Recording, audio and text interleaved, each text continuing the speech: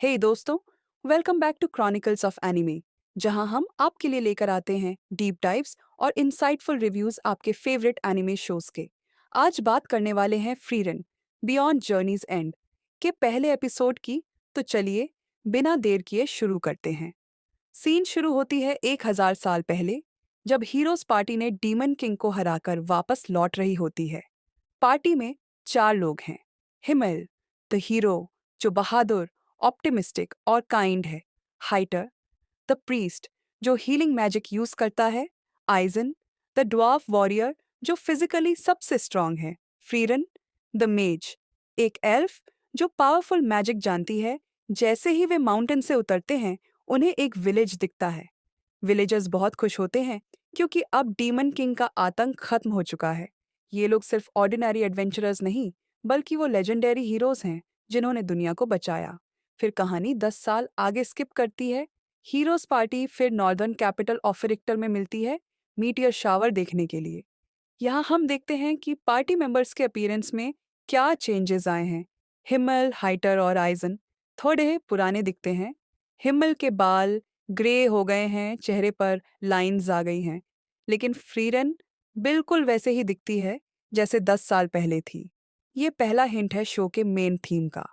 Time का असर humans और एल्व्स पर अलग होता है। फ्रीरन, बीइंग एन एल्फ, हजारों साल तक जीवित रहती है, इसलिए 10 साल उसके लिए कुछ भी नहीं। पार्टी सेलिब्रेट करती है, ड्रिंक करती है और पुरानी यादें शेयर करती है। जब वे सब स्टार्स देखते हैं, हिमल फ्रीयरन से कहता है, अगली बार जब ये मीटियर शावर आएगा, हम फिर से साथ में देखेंगे। ये डायलॉग बहुत पावरफुल है क्योंकि व्यूअर्स को पता है और फ्रीरन को भी कि 50 साल में हिमल जिंदा नहीं रहेगा। एक नॉर्मल ह्यूमन के लिए 50 साल बहुत बड़ा वक्त होता है, लेकिन फ्रीरन के लिए ये बहुत छोटा है। फ्रीरन सिंपली बोलती है, जिससे लगता है कि वे बात को पूरी तरह अप्रिशिएट नहीं करती। मीटियर शावर के बाद पार्टी मेंबर्स अलग हो जाते हैं। फ्रीरन कहती है कि वह नॉर्थ की तरफ रेयर मैजिक स्पेल्स कलेक्ट करने जा रही है। फिर एक और टाइम स्किप दिखाया जाता है। 50 साल बाद फ्रीरन वापस आती है सदर्न कैपिटल स्टार्ट में, जहां हिम्मल अब एक ओल्ड मैन है, बेड रिडन और अपनी जिंदगी के आखिरी पड़ाव पर है। जब फ्रीडन हिमल से मिलती है, वह उसकी हालत देखकर थोड़ी सरप्राइज होती है। ये सीन बहुत इमोशनल है क्योंकि फ्रीडन को एहसास होता है कि ह्यूमंस कितनी जल्दी बूढ़े हो जाते हैं। हिमल की डेथ बेड पर फ्रीडन उससे कहती है कि उसने नॉर्थ में एक पावरफुल स्पेल ढूंढ लिया है, लेकिन जब वह स्पेल दिखाने वाली होती है, हिमल पीसफुली मर जाता है। ये सीन बहुत पॉइंटेंट है क्योंकि फ्रीडन को जेन्युइनली अफसोस होता है कि उसने इतना वक्त लेकर वापस आई। ये पहली बार है जब फ्रीरन के इमोशंस क्लियरली दिखाए जाते हैं। फ्यूनरल के बाद फ्रीरन अकेली ग्रेवयार्ड में जाती है और कन्फेस करती है कि उसने हिम्मिल और अपने ह्यूमन कंपेनियंस के बारे में बहुत कम जाना। उसे रियलाइज होता है कि उसने उनके साथ ज्यादा वक्त बिताया नहीं और अब रिग्रेट फील करती है। फिर टाइम आगे बढ़ता है। फ्रीरन हाइटर से मिलती है, जो अब एक बहुत रिस्पेक्टेड प्रीस्ट बन चुका है और एक यंग लड़की फर्न को रेज कर रहा है।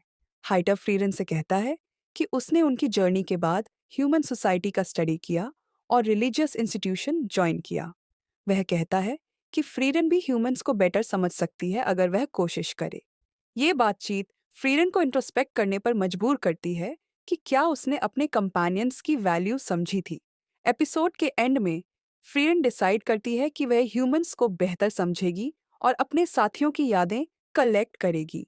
ये डिसीजन उसके कैरेक्टर आर्क की शुरुआत है। फाइनल सीन में फ्रीरन अपने बैग में से एक वाइन बॉटल निकालती है जो हिम्मल ने उसे गिफ्ट की थी। ये सिंबॉलिकली दिखाता है कि वह अपनी मेमोरीज को ट्रेजर करती है, भले ही उसने पहले उनको और पूरी तरह अप्रिशिएट नहीं किया था। तो दोस्तों, यह था हमारा detailed walk through Freerun Beyond Journeys End के एपिसोड 1 का। अगर आपको ये वीडियो पसंद आया हो तो प्लीज से लाइक और शेयर करना मत भूलिएगा, और क्रॉनिकल्स ऑफ एनिमे को सब्सक्राइब करके बेल आइकॉन जरूर दबाइए ताकि आप हमारे आने वाले इंसाइटफुल एनिमे रिव्यूज मिस ना करें। कमेंट्स में जरूर बताइए कि आपको इस एपिसोड का कौन सा हिस्सा सबसे ज्यादा पसंद आया। तब तक के लिए मैं आपसे विदा लेता हूँ। मिलते हैं नेक्स्ट एपिसोड के साथ। Happy watching.